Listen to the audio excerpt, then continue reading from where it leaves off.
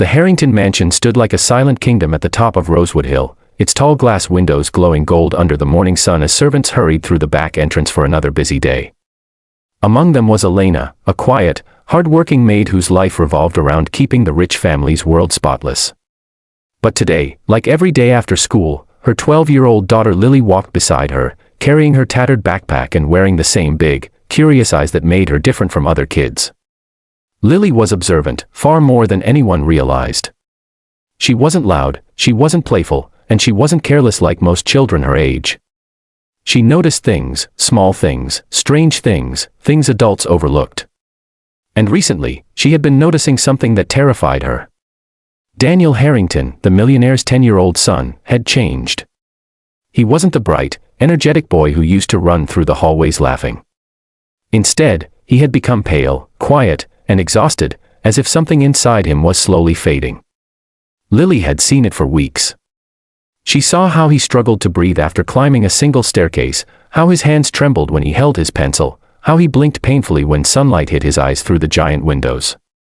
She even noticed the faint bluish tint around his nails, a detail only someone truly paying attention would see.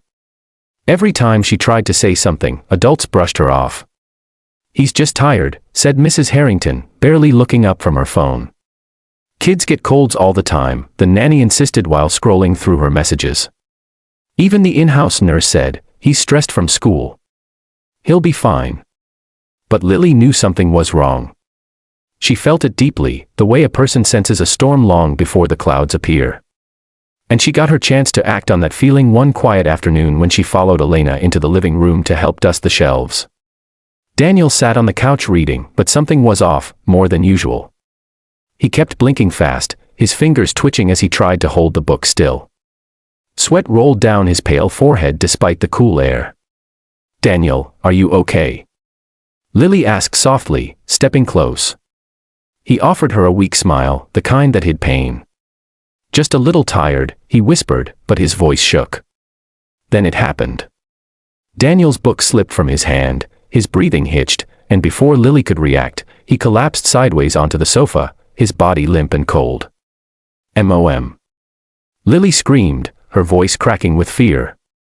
The entire mansion erupted into chaos within seconds. Mrs. Harrington ran into the room, heels clicking loudly, her face turning white as she saw her son motionless. She shouted for the staff, for the nurse, for anyone. Mr. Harrington stormed in moments later, fury and fear twisting his face as he demanded answers no one had.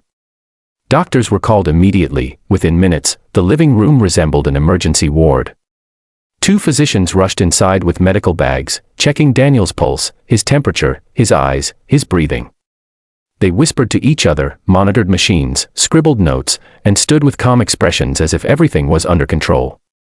"We believe it's a viral infection," the lead doctor finally announced. "Nothing concerning. He needs rest and fluids. We'll treat him now." But Lily felt her stomach drop. Viral infection. Rest. No. She knew the signs didn't match. Daniel wasn't suffering from a simple cold. His symptoms were deeper, cellular, internal, something far more dangerous. She watched the doctors closely, noticing the one thing they didn't check, the one test they didn't think to run. Her small hands trembled, but her heart pushed her forward. Someone had to speak. If she didn't, Daniel might not wake up again.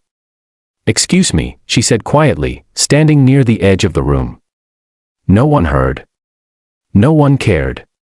She tried again, louder. "Excuse me, please, I think something else is wrong." Heads turned. The room fell silent. Mrs. Harrington stared with confusion. The doctors frowned.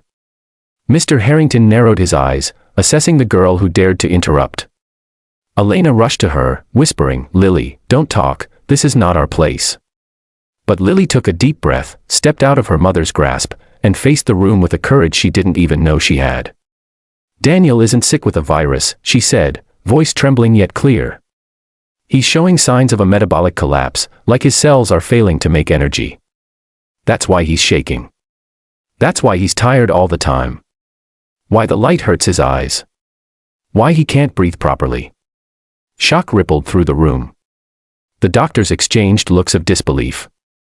This child doesn't know what, one doctor began, but Mr. Harrington raised a hand sharply.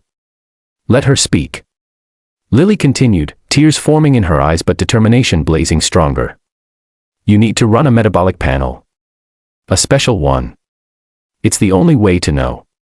Please, you have to check. The room went still. Then Mr. Harrington spoke the words that would change everything. Run the test. And for the first time, Lily felt hope flicker inside her, hope that maybe, just maybe, she could save her friend's life.